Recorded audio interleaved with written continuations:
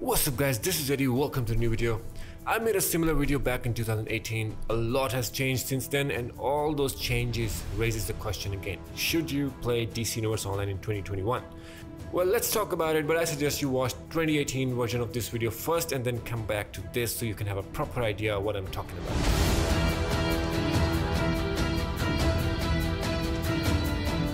DC Universe Online is now 10 years old. I complain about it, you complain about it, everybody complain about it. We needed a graphics overhaul. Well, we kinda did.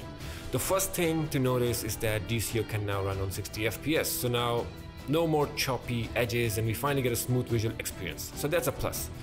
Then they redesigned few styles, and also every style they launch from now onwards follows the new design policy. They are sharp and shiny. Now, if we look at the open world and maps, they redesigned some elements. Fire looks way better than before, the animations are much better, the smoke looks good, and there's a huge difference between the character's skin graphics. So overall, there has been some improvement. But if we talk about the overall graphics, like let's say we compare it with recent games like Marvel's Avengers, definitely DCO graphics looks as bad as it can get. But, yes, there's a but. So, DCO is supposed to look like this because it follows the comic theme. If the comics were drawn in 3D, this is how it will look like. Secondly, it's a 10-year-old game. They cannot just overhaul the graphics and switch it from Unreal 3 to something new. They will have to make another game. So that justifies the graphics part a little bit. So my score for this is 6/10 because there's still some area which can be improved. After making my last video about should I play DCO in 2018, I sold my account. So when I joined back 5 months ago with a level 1 account, there was a 3 years gap since the last time I played DCO. For first month, I had no idea what I was doing. There was so much new stuff, so much new content and new mechanics, and thanks to my old pals to carry me through the stuff, like teach me what it was. But does that make it friendly or easy to play for new players? Well, not really. At the moment, there are 38 episodes for you to play. That's good because there's a lot of content to play, but that's bad because there's a lot of content to play. So, do you follow? Alright, let me elaborate. So currently, the total number of feats you can get is 2,493. That includes PvP feats, episodes feats, LPV feats, and a lot of other stuff. Now, people who have gotten all those feats have been playing this game for 10 years. They had friends, groups, leagues to do that with. But now, if you jump in the game this late, there is nobody to run old stuff with. You want to do feats from episode 7, well, forget about it. Solo missions, sure, you can do it on your own. Duos, sure, you can convince one person to help you out. Alerts, 4-player missions, well, good luck. And raids, not happening. Now, you might get lucky as I did. I used the LFG looking for group chat to create, groups for feats. At the moment, I'm at like 371 SP in 5 months. It's not that bad, but I already knew a lot of people in the game, my old friends, and they were willing to help me out. But for new player, it's a nightmare. So for this, I gave it 4/10. Unless you are lucky, there's no way you can achieve all the feats in few months without getting help from at least 8 other people. Artifacts were introduced in game around 3 years ago. They were launched as a secondary item which will help you in your combat. Artifacts could boost your stats or give you certain powers, but now artifacts is the most important thing in the game. It used to be skill points, you get your feats, you get your skill points, and if you had more than 300 skill points, you were literally a god in the game. But now it all comes down to artifacts. To be a good DPS or healer or any role, you need certain artifacts ranked up. I tried playing without them, and trust me, there will be a huge difference between the damage done by players with maxed out artifacts and the person without them. And I'm not talking about 2 million damage difference, I'm talking about 30 to 40 million damage difference. Healing, tanking, trolling, same thing. Now the good side to all this is that you have something to do in the game. You have a target, you have a goal, you want to level up your artifact and be better. But unless you want to spend a year to level up one artifact, you have to spend real money. To level up an artifact, you need Nth metal. You get that every few minutes if you kill enemies in the game. But you need about 1 million of that to get to the highest rank. So what's the solution? Pay real money. Buy Nth metal from marketplace. Then you need catalyst to fortify your artifact. You can buy it from in-game currency unless you have 500 plus just lying around. Pay real money. Buy it from the marketplace. Then comes the biggest bullshit, like the success rate to fortify the artifact. At level 180, success chance is 5%. At rank 200, success rate is 2%. Like for real, if it fails, you will lose all your catalysts bought from in-game cash or the real cash. So to prevent that, what do? Well, you guessed it right, you pay real money. You buy seals of prevention or seals of completion depending on how desperate you are to level up your artifact, and no doubt once you have ranked it to the max, you are gonna notice a huge difference in your damage or healing or tanking. But in the end, it all comes down to real money, sadly. So I give this 4/10. I talked about this in my last video, that they have been using same old maps again and again. I'm going to counter my argument myself. The reason they use same old maps like Gotham, Metropolis or Themyscira again and again is because that's where all the comic stories took place. Batman is in Gotham, Superman is in Metropolis, Wonder Woman is in Themyscira. Of course, all the villains are gonna be in the same location. All the action or stories are gonna take place in the same location. So yeah, I understand why they can't introduce new maps every time, but lately they have launched 3 new locations which are incredible: Thanagar and Patchwork Themyscira and Atlantis. Beautiful architecture, great designs. Like, I actually look forward to playing the latest raid, FGS, just because how beautiful it looks. So I can't blame the developers anymore, but I do have suggestions to remove the monotonous of using same locations. They can do raids or alerts in different locations in Gotham or in Metropolis. Like, pick a different warehouse, pick a different billionaire mansion to fight in, you know, change the interior, move walls around and make it look different. But still, I give it 8/10. 2 words, still broken.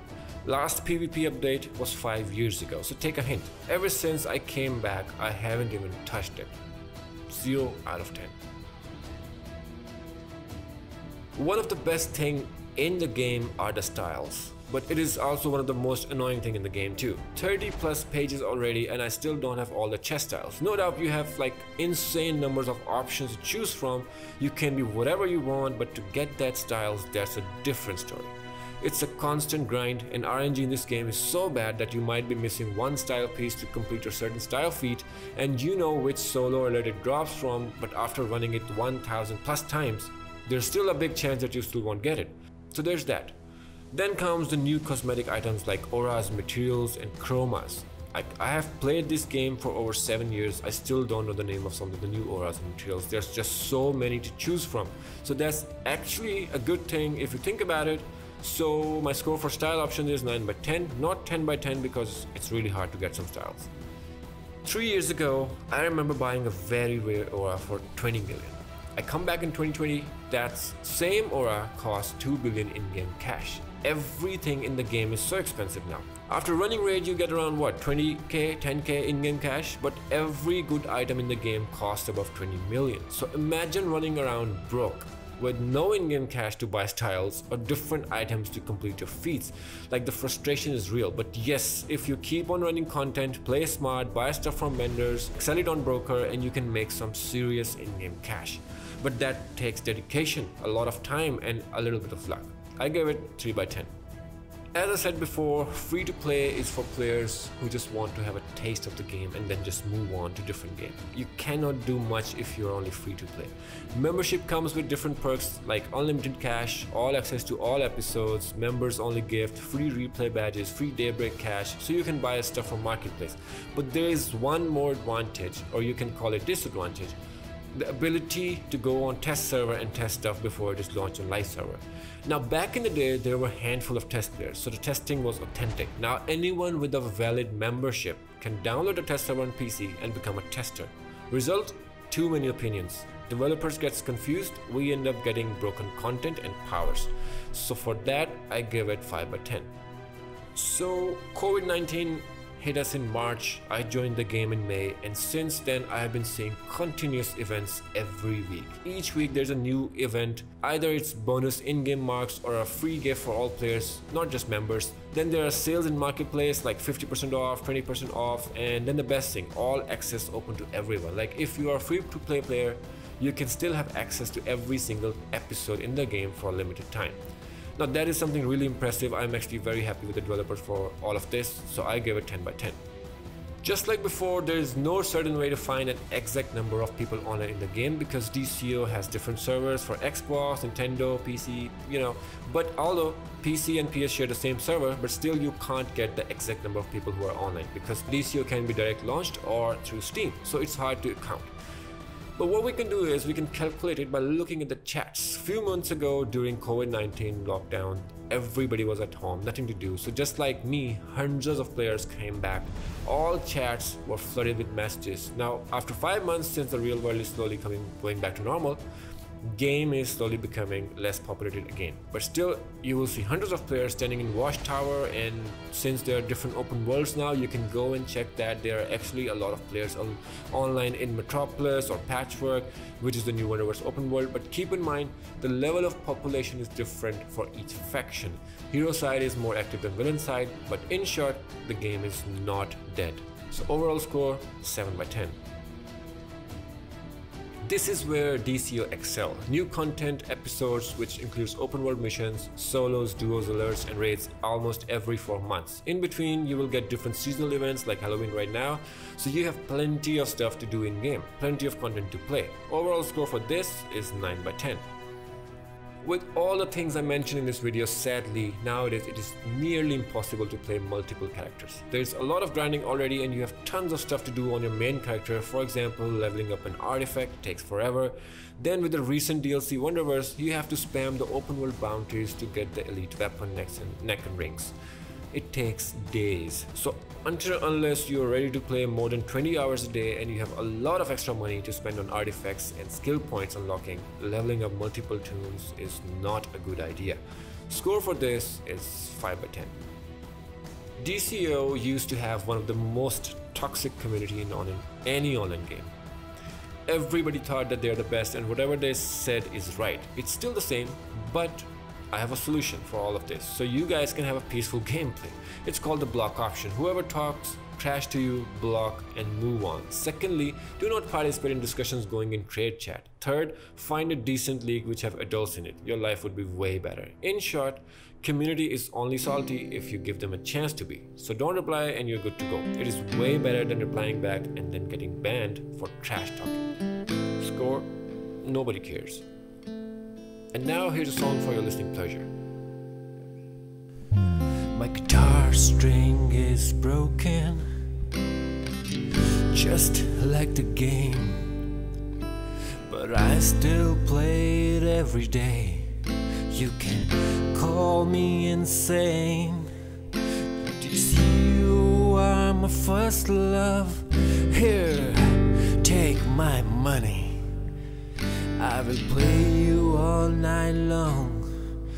Don't wait for me, honey.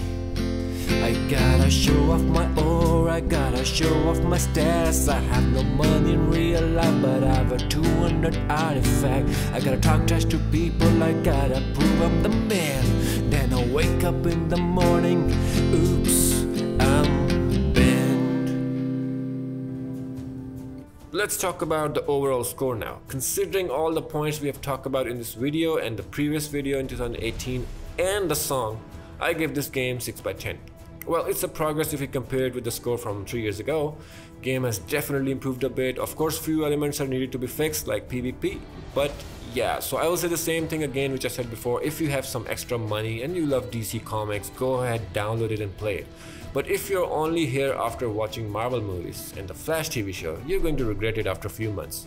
So this concludes my video. Feel free to add anything you want in the comment section below. And as always, this is just my speculation. Hopefully this video will not offend anybody. Happy gaming, and I'll see you next time.